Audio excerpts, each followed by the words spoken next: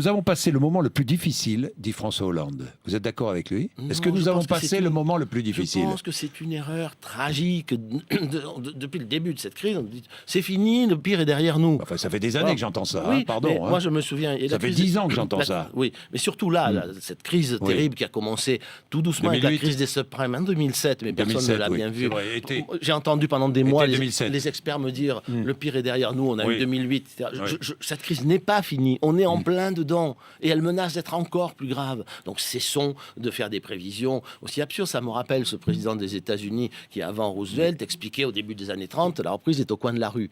Il faut arrêter.